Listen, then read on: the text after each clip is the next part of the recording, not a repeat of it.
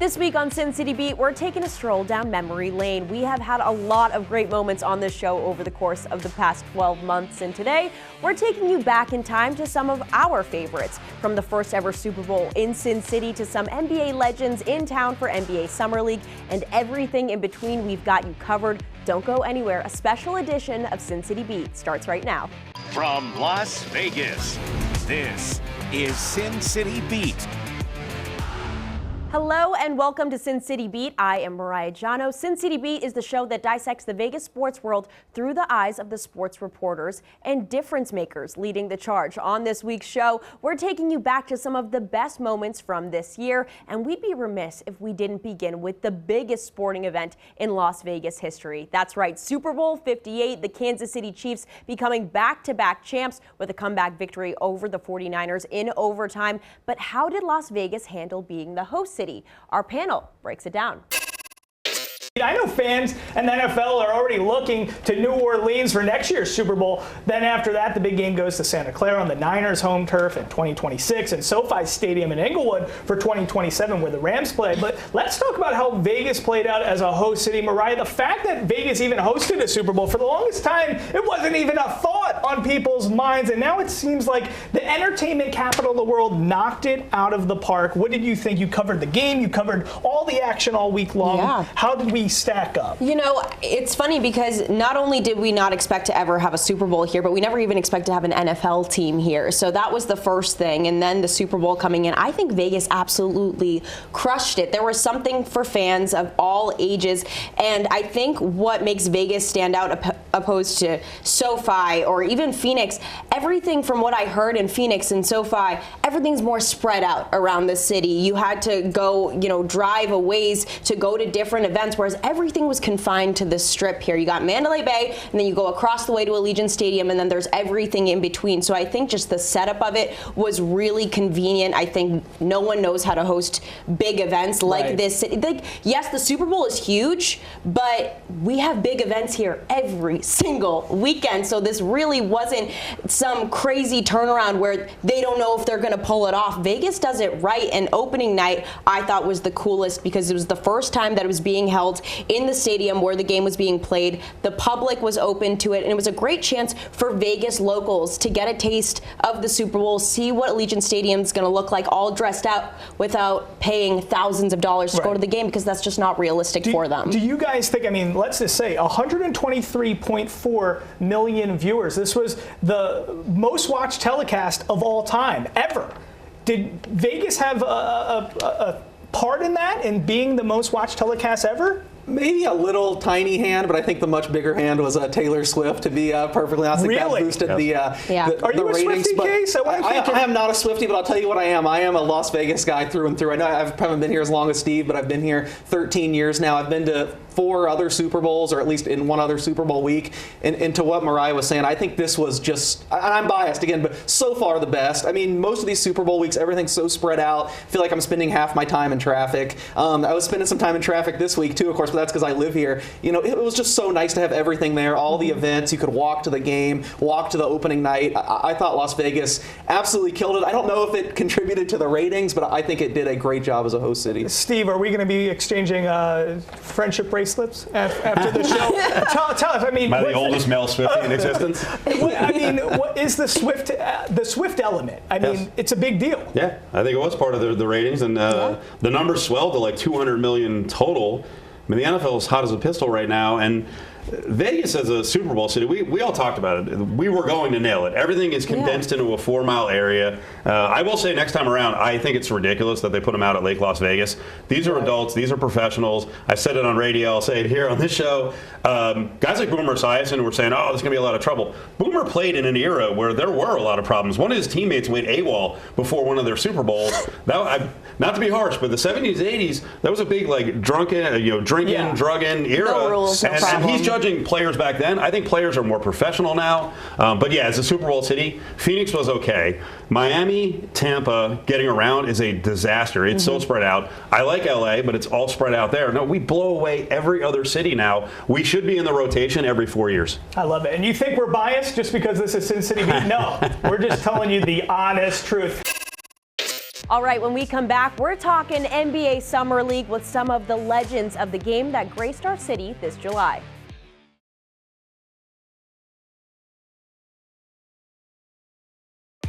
You're watching Sin City Beat. Welcome back. We've talked NFL. Now it's time to talk NBA. How has Las Vegas and Summer League impacted the association?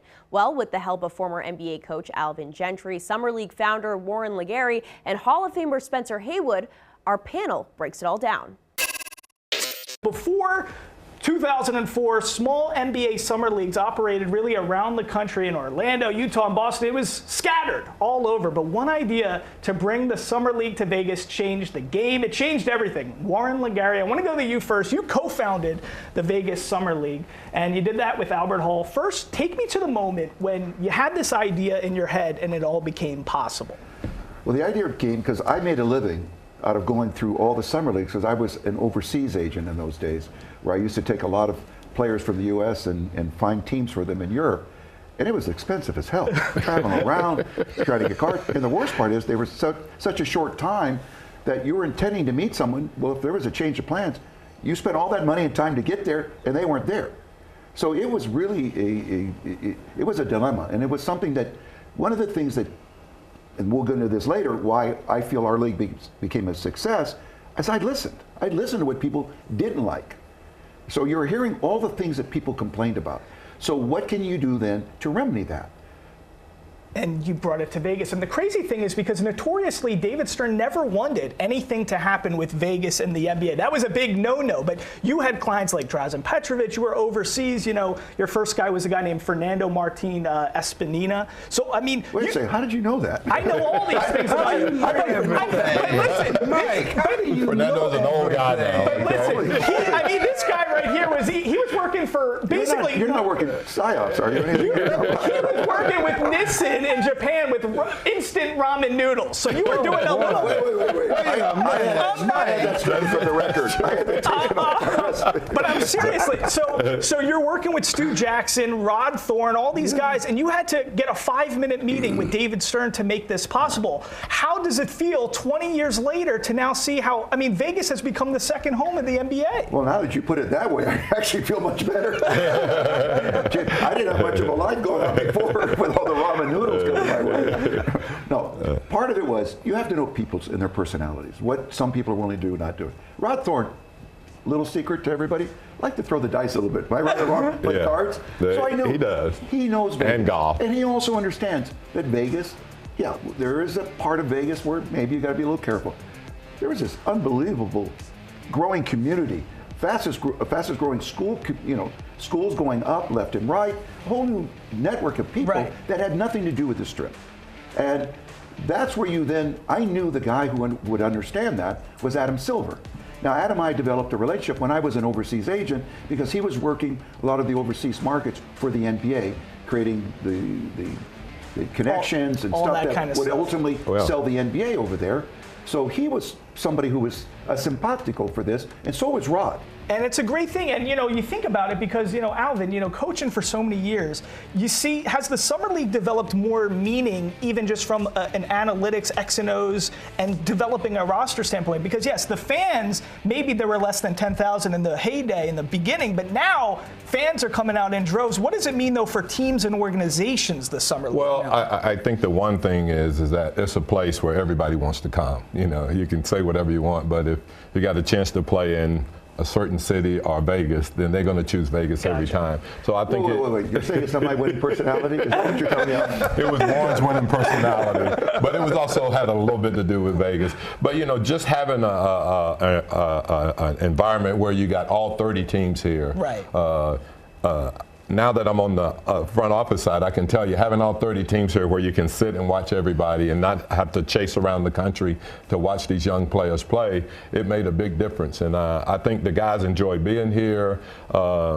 the games have grown. I remember when it first started, you would have, everybody's family members and their girlfriend in the stands. And now, we drafted Zion Williamson. Right. And the first game played here, it was a complete sellout, and it happened with Lonzo Ball. It happened with all of these guys, and so now it's a little bit like spring training for baseball. Yeah. I mean, there's a lot of people that their whole schedule is based around when is Summer League and when do the games start. It's crazy stuff. Spencer, when you take in Summer League here, the action, what does it feel like to you to see this young talent and just to see how this has grown and shaped Vegas? You've been a Vegas resident for a long time. Yes. What is it like to now see 20 years later, Vegas Summer League, the level of this expansion?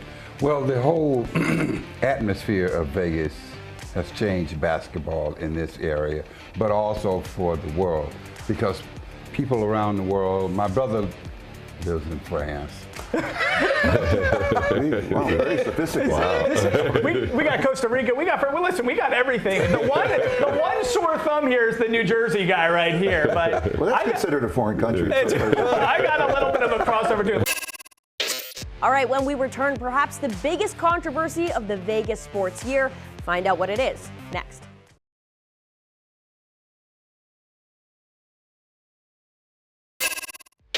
Welcome back to Sin City Beat. UNLV football reached heights never before seen in program history over the past 2 seasons, but one moment in particular will stick out in the minds of Rebel fans forever. Matthew Sluka suddenly deciding to leave the program just 3 weeks into the 2024 season. What happened between UNLV and Matthew Sluka? Here's our panel on that. What you think about all this going down right now? Well, I don't think that any of us can sort of shed the factual light on it when we have so many conflicting stories. We have, Matt Sluka and his father and his agent all over Twitter speaking to X, speaking to national media members, saying that they were promised $100,000. Okay, in conversation, all verbal. So if that's, let's just say that that's all true. Yeah. Let's put it on the agent and say, why didn't you get anything in writing? We've all seen the movie Jerry Maguire. Put it in writing, Get it down on paper, if that's the case. We have UNLV saying that they paid a $3,000 relocation fee, and that's what they agreed upon, later saying that they were in discussion of possibly $3,000, I believe, a month, if that's it, whatever it may be. The bottom line is, and there's one coach that's implicated in the conversation. We don't know, it's all alleged that he promised. In conversation, when you're in the living room, before there was NIL, back in our days with Tony Knapp as the football coach, Jerry Tarkanian, and nationwide, we know that there were always promises in living rooms. So if the coach in the conversation said, "Hey, we could probably get you $100,000," they took it to heart and they figured that's their verbal agreement. But do we know exactly? And I don't know if we'll ever find out what was said, because the one mistake that I felt that was made on the day this all came out was we had the player, the father, and the agent speaking to national media, and we didn't really have UNLV saying anything. And if the kid knew he was leaving the night that he tweeted that out, Tuesday night, why wasn't UNLV out in front of this ahead of time saying he's entering the portal, he's leaving the university, jumping on this, sort of a little damage control? So I need to know more facts before we start flinging accusations. Yeah, we all need to know more facts. I think, Mariah, you and I were texting last night, and we're thinking like, okay, beyond what we don't know and what we do know, the bottom line is this has to be one of the worst teammates on planet Earth. Yeah. Because for all the good momentum, all the good juju that's going on, UNLV football is relevant for the first time in forever. Undefeated, getting ready to potentially be in the AP Top 25 poll. And now this guy, he's a professional. We can attack him because this is not just a student athlete anymore like the old days. This is a job. This is a professional. What's your take on this whole situation? My take is, if I'm on the team that he's moving to, I don't want him there. I don't want him as my teammate. If it's so easy for him to up and leave and bail on your entire team just days before the conference opener, once UNLV is finally on the map, they're all over ESPN, SportsCenter, which is something we have not seen. And this kid's up and bailing for a bag, and I get it. You don't have a pro career after college. It's your time to make money. But the way you went about it, that's dirty. I don't want that on my team. And it's just, you go to war every week with your teammates, with your brothers, and you're just going to, screw them over, for lack of a better word? I'm not about it. It's terrifying. This is us finally facing the consequences of NIL, and this is really what that feels like. Interestingly enough, Ray Brewer, I mean, because yes, the relevancy of this program right now, the Phillies clinched the NL East. They're wearing UNLV football helmets in the locker room. Bryson Stott, Bryce Harper. That's how relevant this program is right now, and this is when this student athlete decides to make this choice. Matthew Saluka, it's like negotiating in mergers and acquisitions. He's like, when all the good stuff is happening, now is when I'm going to pull the trigger and do this, because he can't play 4 games without losing that eligibility. So tell us your take on this, because I know you were hot, fresh off the presses on X or Twitter. My producer, James Edward Barrickman IV, is telling me you should see what Ray just wrote on Twitter or X. Tell us what you wrote and why you feel that way. Well, here's the deal. First of all, no bad publicity is good publicity, or whatever the analogy is. There's no such thing as bad publicity. No such thing as UNLV is relevant in football, right? Nationally relevant. Are they going to the Pac-12? Are they staying in the Mountain West? This quarterback thinks that's what we were supposed to talk about today. This quarterback thinks he's owed $100,000. Dude, we're used to 2-win UNLV football playing in front of no fans. So the fact that they're having real college football program problems, pretty cool deal. With that said, 49 years of suffering over here. My heart was ripped out last night because if I'm a football player, I want a ball.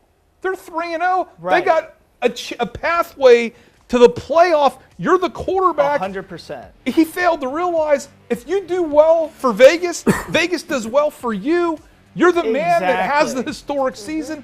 They're going to take care of you forever on this trip. You're Moses Scurry. You're Anderson Hunt. You're Larry Johnson. We know who those people are. Everybody knows who that is. And you're 100% right now. I think as we're gearing up to wrap up this block, let me just pose this very quickly to everyone. Is this potentially a silver lining? Because if this is how the guy feels internally, Matthew Saluka, maybe he is not the guy to lead this team to the promised land and into that 12-team college football playoff. So is Haj Malik Williams, is this going to be actually a silver lining for this program? Because we already saw Ricky White go on X. He seems excited and enthusiastic about this. Listen, Saluka, we were saying he was the white Lamar Jackson. He can't throw the ball downfield and he can run. So there potentially are silver linings from a acumen standpoint on the field, but also potentially just from a leadership standpoint as a quarterback. What do you think about that, Willie, very quickly? 2 points, real quick, to Mariah's point as far as letting them know 2 days before.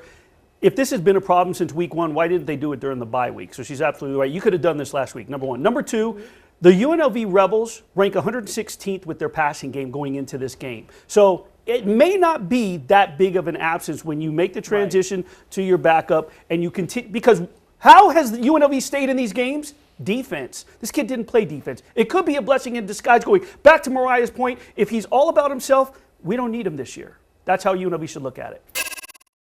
All right, one more break here on Sin City Beat. When we come back, what was the best Vegas sports moment of the year? Find out after the break.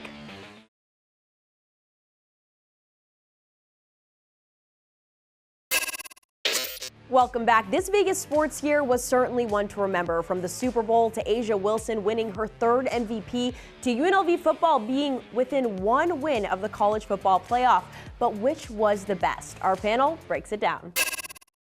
Now it's time for the panel to share their thoughts on the ultimate question. What was the best sports moment of 2024? Chris Chapman, Magnum 702. You're the guy on the panel today who's catching all the flack. From the Adam Scott to the lights, Ray is already, getting fussy with you a little bit. So tell us, what was the ultimate sports moment? And take into consideration who is sitting next to you.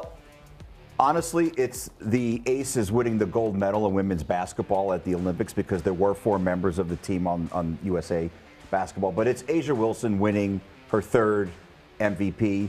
She's the best player in the world. Ray's already making faces. Camera, get Ray's face already. All of the focus was on 2 rookies.